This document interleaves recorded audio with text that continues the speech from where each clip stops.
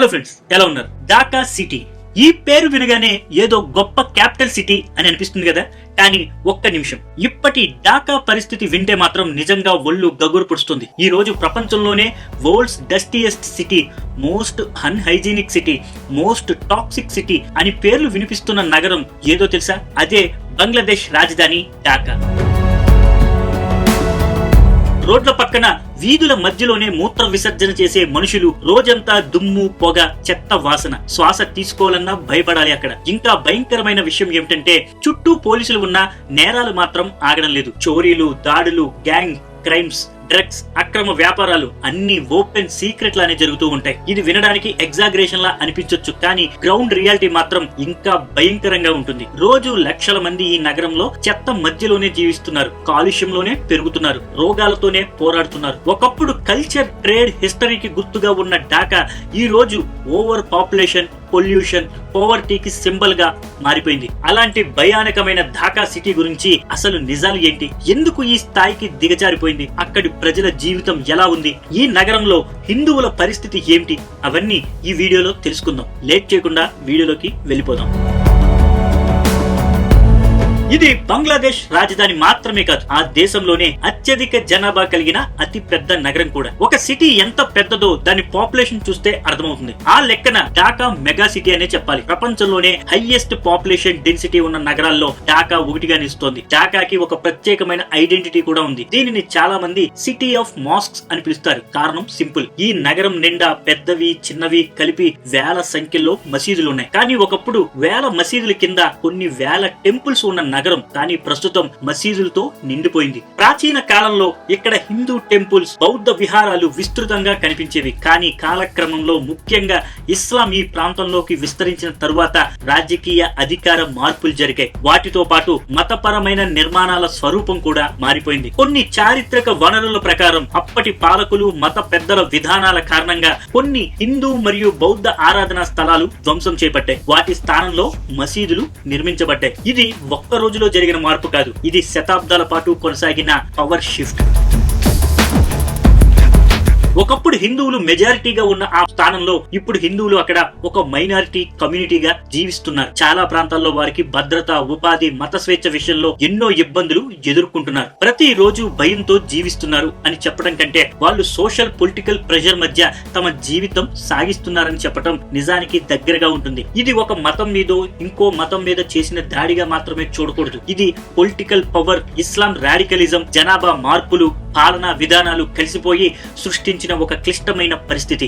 చరిత్రలో జరిగిన తప్పుల ప్రభావం ఇప్పటికీ అక్కడి సమాజంలో కనిపిస్తూనే ఉంది. భౌగోళికంగా చూస్తే ఈ నగరం బురిగంగా రివర్ ఒడ్డున స్థాపించబడింది. ఒకప్పుడు ఈ నది ఢాకాకు ప్రాణనాడి లాంటిది. ఆ రోజుల్లో ఢాకా అంటే ప్రపంచ వ్యాప్తంగా గుర్తింపు ఉన్న ట్రేడ్ హబ్. ముఖ్యంగా అక్కడ తయారయ్యే మస్లిన్ క్లాత్ అప్పటి ప్రపంచ మార్కెట్ ను శాసించింది. యూరప్ రాజులు, రాణులు కూడా ఢాకా మస్లిన్ వస్త్రాలకు ఫ్యాన్స్ అంటే అతిశయోక్తి కాదు. తర్వాత కాలంలో పెద్ద మార్పులు జరిగాయి. 1947లో భారతదేశ విభజన జరిగిన తర్వాత ఢాకా ఈస్ట్ పాకిస్తాన్ కి రాజధానిగా మారింది. ఆ తరువాత జరిగిన చారిత్రక పరిణామాల ఫలితంగా 1972లో స్వతంత్ర బంగ్లాదేశ్ రాజధానిగా ఢాకా అవతరించింది. అప్పటి నుంచి ఈ నగరం రాజకీయంగా, పరిపాలనా పరంగా దేశానికి కేంద్ర బిందువుగా మారింది.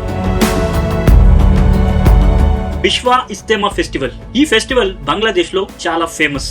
అక్కడ ఒక సెన్సిటివ్ కానీ ముఖ్యమైన విషయం చెప్పుకోవాలి. బిష్వా ఇస్తేమా లాంటి భారీ మతపరమైన సమావేశాలు ఒకవైపు ఆధ్యాత్మికతను ప్రోత్సహిస్తాయని అనేక మంది నమ్ముతారు. కానీ మరోవైపు కొంతమంది విశ్లేషకులు, భద్రతా నిపుణులు చెబుతున్న ఆరోపణలు కూడా ఉన్నాయి. ఇలాంటి పెద్ద ఫెస్టివల్ ను కొన్ని రాడికల్ గ్రూపులు తమ ఎజెండా కోసం ఉపయోగించుకునే ప్రయత్నం చేశాయి. లక్షలాది మంది ఒకే చోట చేరినప్పుడు క్రౌడ్ సైకాలజీ పనిచేస్తుంది. ఈ అవకాశం తీసుకుని కొందరు వ్యక్తులు లేదా చిన్న గుంపులు ఇస్లాం భావజాలాన్ని అతి తీవ్రంగా ఇంటరప్ట్ చేస్తూ ఇతర మతాల మీద ద్వేషపూరిత సందేశాలు నూరిపోసే ప్రయత్నం చేస్తారు. క్రౌడ్ లోకి కలిసిపోయి భావోద్వేగ ప్రసంగాలతో మన వాళ్ళు అనే డివిజన్ క్రియేట్ చేసి ప్రజల్ని ఉసిగొల్పే ప్రయత్నాలు జరుగుతాయని కొందరు సెక్యూరిటీ ఎక్స్పర్ట్స్ హెచ్చరిస్తున్నారు. బంగ్లాదేశ్ రాజకీయాల్లో ఇంకో విషయం ఉంది. దేశంలో ఏదైనా పెద్ద మూవ్మెంట్ లేదా మాస్ ప్రొటెస్ట్ చేయాలంటే ముందుగా జనాన్ని మొబిలైజ్ చేయాలి. అందుకే బిష్వా ఇస్తేమా లాంటి భారీ గ్యాదరింగ్స్ తర్వాత ప్రజలు రోడ్డు మీదకి వచ్చి నిరసనలు చేయటం గతంలో చూశామని విమర్శకులు చెబుతున్నారు. ఇటీవల బంగ్లాదేశ్ రాజధాని ఢాకాలో జరిగిన కొన్ని సంఘటనలు, సడన్ ప్రొటెస్టులు, law and order problems, religion slogans తో కూడిన ఈ మార్పులన్నీ చూసినప్పుడు ఈ ఆరోపణలకు బలం చేకూరుతుంది. విశ్వ ఇస్తేమా మొత్తం ఒక రాడికల్ ఈవెంట్ మాత్రమే కాదు, అక్కడికి వచ్చే వారిలో ఎక్కువ మంది సాధారణ భక్తులు కూడా ఉన్నారు. వాళ్ళ ఉద్దేశం ప్రార్థన, ఆధ్యాత్మికత మాత్రమే. కానీ అక్కడికి ఉన్న మత పెద్దలు వీళ్ళని రాడికలైజం వైపు నడిపిస్తారు. ముఖ్యంగా బంగ్లాదేశ్ లోని హిందువులపై టార్గెట్ చేసేలా వీరి ప్రసంగాలు ఉంటాయి. కానీ ఇంత పెద్ద జన సమూహం ఉన్న చోట కొన్ని ఫ్రింజ్ ఎలిమెంట్స్ ఈ అవకాశాన్ని మిస్యూజ్ చేస్తే దాని ప్రభావం దేశం మొత్తం మీద పడే ప్రమాదం ఉంటుంది. అందుకే బంగ్లాదేశ్ ప్రభుత్వం ప్రతి ఏడాది భారీ భద్రత, ఇంటెలిజెన్స్, మానిటరింగ్, ప్రసంగాలపై నిఘా వంటివి పెంచుతోంది. అయినా కూడా ప్రభుత్వంలోని అధికారులే అక్కడికి వచ్చే మత పెద్దలకి వాళ్ళని రెచ్చగొట్టే ప్రసంగాలు చేయడానికి అనుమతిస్తున్నాయి. బంగ్లాదేశ్ లోని టోంగి ప్రాంతంలో జరిగే విశ్వ ఇస్తేమా ప్రపంచంలోనే హజ్ తర్వాత 2వ అతిపెద్ద ముస్లిం సమావేశం. ఈ మహాసభ జరిగిన వెంటనే జరిగే అభేరీ మునాజాత్ తర్వాత లక్షలాది మంది భక్తులు ఒక్కసారిగా తమ తమ ఊళ్లకు బయలుదేరతారు. ఆ సమయంలోనే మొదలవుతుంది అసలు పరీక్ష, ట్రాన్స్పోర్టేషన్ ఛాలెంజ్. ఈ ఒక్క ఈవెంట్ కోసం బంగ్లాదేశ్ రైల్వే ప్రత్యేకంగా భారీ ఏర్పాట్లు చేస్తుంది. అనేక స్పెషల్ ట్రైన్స్ నడుపుతారు. కొన్ని రైళ్లకు ఎక్స్ట్రా కోచెస్ జోడిస్తారు. టోంగి స్టేషన్ వద్ద స్పెషల్ స్టాప్స్ ఏర్పాటు చేస్తారు. జనాలు త్వరగా సురక్షితంగా ఇంటికి చేరాలి. కానీ గ్రౌండ్ రియాలిటీ వేరేలా ఉంటుంది. ప్రార్థనలు ముగిసిన వెంటనే అందరూ ఊగిపోతూ ఉంటారు. ఆ మతపరమైన ప్రసంగాలకు ఉత్తేజితులవుతారు. ఒకేసారి బయలుదేరడానికి ప్రయత్నిస్తారు. దాంతో రైళ్లు భయంకరంగా కిక్కిరిసిపోతాయి. బోగీల్లో చోటు దొరకకపోతే చాలా మంది రైళ్ల పైకప్పులకి ఎక్కి ప్రయాణిస్తారు. కొందరు తలుపుల దగ్గర వేలాడుతూ వెళ్తారు. ప్రత్యేకంగా యువకులు ఈ రిస్క్ తీసుకుంటారు. ఇది చూడటానికి భయంగా ఉన్నా అక్కడి వాళ్లకు ఇది ఒక యాన్యువల్ సీన్ లాంటిది. రైల్వే అధికారులు ఎంత ప్లాన్ చేసినా స్పెషల్ ట్రైన్స్ సరిపోవు. ఎక్స్ట్రా కోచెస్ కూడా చాలు. ఎందుకంటే లక్షల మంది భక్తులు ఒకే టైంలో బయలుదేరితే ఏ వ్యవస్థ అయినా ఒత్తిడికి లోనవ్వాల్సిందే. అయినా సరే ఈ ప్రత్యేక రైళ్లు లేకపోతే పరిస్థితి ఇంకా భయంకరంగా ఉండేది. ప్రపంచంలో చాలా మతపరమైన సమావేశాలు జరుగుతాయి. కానీ విశ్వ ఇస్తేమా స్పెషల్ ట్రైన్స్ లాంటి దృశ్యాలు మాత్రం బంగ్లాదేశ్ కి ఒక ప్రత్యేకమనే చెప్పాలి. ఢాకాలో బస్సులు చూస్తే వాటికి అసలు రంగు ఉందా లేదా అన్న డౌట్ వస్తుంది. ఏళ్ల తరబడి రోడ్డుపై తిరుగుతూ ఉండటంతో ప్రతి అంగుళం మీద గీతలు, గుంతలు, ప్యాచ్లు కనిపిస్తాయి. నిజం చెప్పాలంటే అక్కడ ఇది చాలా నార్మల్ విషయమే. ఇక్కడ ట్రాఫిక్ లైట్లు అన్నవే దాదాపుగా ఉండవు. ప్రతి డ్రైవర్ ఒక రిస్క్ టేకర్. సేఫ్ డిస్టెన్స్ అనేది ఇక్కడ థియరీలో కూడా ఉండదు. ముందున్న బస్సు కదలకపోతే ఏం పర్వాలేదు, వెనక ఉన్న బస్సు హ్యాపీగా నెట్టి ముందుకు పంపిస్తుంది. ఇతర బస్సులను ఢీ కొనడం అనేది ప్రమాదం కాదు. అది అక్కడ రోజువారీ రొటీన్. ట్రాఫిక్ జామ్లంటే ఇక్కడ చాలా కామన్. ఇక పెయింటింగ్లు, రిపేర్లు గురించి మర్చిపోండి. ఇంజన్ స్టార్ట్ అవుతుందా లేదా అన్నదే అక్కడ ఇంపార్టెంట్. మిగతావన్నీ అనవసరం. ఈ బస్సులు చూస్తే పబ్లిక్ ట్రాన్స్పోర్ట్ లా అనిపించవు. అవి మరణాల కోసం చేసిన బంపర్ కార్స్ లా ఉంటాయి. టైం సేవ్ చేయడానికి తలుపులు ఎప్పుడు మూయరు. రన్నింగ్ లో కూడా తెరిచే ఉంటాయి. అన్ని బస్సులు దాదాపు ఒకేలా కనిపిస్తాయి. కాబట్టి ఏ బస్సు ఏ రోడ్ లో వెళ్తుందో చాలా కష్టం. అందుకే టికెట్ కలెక్టర్లు బస్సు తలుపు దగ్గర వేలాడుతూ బస్సు కదులుతున్నప్పుడే మార్గం పేర్లు గట్టిగా అరుస్తూ ఉంటారు. ఇది బంగ్లాదేశ్ బస్ సిస్టమ్.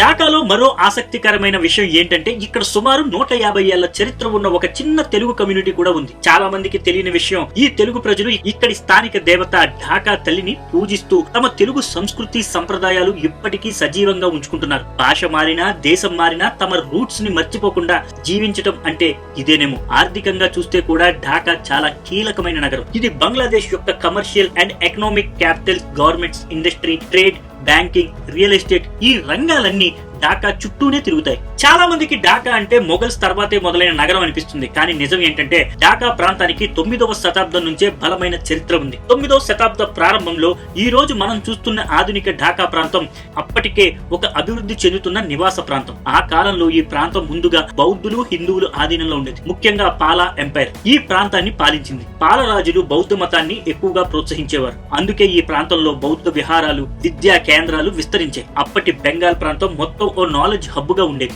ఆ తరువాత కాలక్రమేణా అధికార మార్పులు జరిగాయి. 9-10 శతాబ్దాల మధ్య బౌద్ధ పాల సామ్రాజ్యం బలహీనపడుతుండగా హిందూ రాజవంశం క్రమంగా పైకి వచ్చింది. అదే సేనా డైనెస్టీ. వీరు పాల సామ్రాజ్యాన్ని తొలగించి బెంగాల్ ప్రాంతంలో అధికారాన్ని చేపట్టారు. ఇది ఒక పెద్ద రిలీజియస్ పొలిటికల్ షిఫ్ట్ అని చెప్పొచ్చు.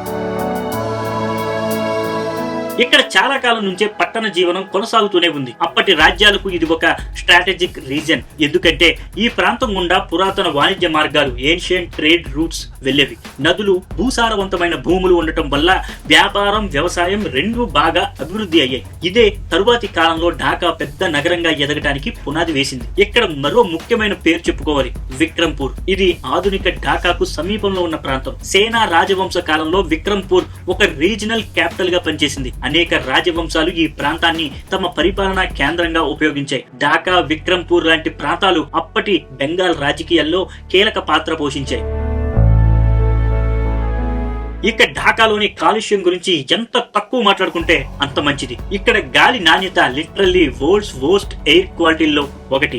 ఈ గాలిలోని సూక్ష్మ కణాలను రోజు పీల్చడం వల్ల ఇక్కడి ప్రజల సగటు ఆయుర్దాయం 7 సంవత్సరాల వరకు తగ్గిపోతుంది. అంటే పరిస్థితి ఎంత ఘోరంగా ఉందో అర్థం చేసుకోవచ్చు. ఇక నీటి పరిస్థితి గురించి చెప్పాలంటే ఇక్కడి నదుల్లో ప్రతి రోజు సుమారు 350 టన్నుల చెత్తను నేరుగా వదిలేస్తున్నారు. ఆ నీటిలో కలిసిపోయే రసాయనాలు, ముఖ్యంగా ఆర్సనిక్ లాంటి విష పదార్థాలు తాగునీటిని పూర్తిగా విషంగా మార్చేస్తాయి. అంటే ఇక్కడ అన్సేఫ్ వాటర్ తాగడం అనేది ప్రాక్టికల్లీ పాయిజన్ తాగినట్టే. నగరాల్లో శబ్ద కాలుష్యం మరో పెద్ద సమస్య. ట్రాఫిక్ హార్న్లు, ఇండస్ట్రియల్ శబ్దాలు, జనసందడి ఇవన్నీ కలిసిపోయి చాలా మంది శాశ్వత చెవుడుతో బాధపడే స్థాయికి పరిస్థితి వెళ్లిపోయింది. ఇంకా భయంకరమైన విషయం ఏంటంటే ఇక్కడ పెరిగే జంతువులు కూడా ఈ కాలుష్య గాలిని పీల్చుకుంటాయి. గాలిలో ఉన్న హెవీ మెటల్స్, విష లోహాలు మాంసంలోకి చేరతాయి. అలా కలుషితమైన మాంసం మనుషులు తింటే అవి నేరుగా రోగాలకు మూలంగా మారతాయి. ఇంకా ఒక షాకింగ్ నిజం ఏంటంటే బంగ్లాదేశ్ ప్రపంచానికి బీఫ్ ఎగుమతి చేసే దేశాల్లో ఒకటి. ఈ కాలుష్య గాలిలో పెరిగిన కలుషిత నీటిని తాగిన జంతువుల మాంసం తింటే ఆ రోగాలు అక్కడితో ఆగవు.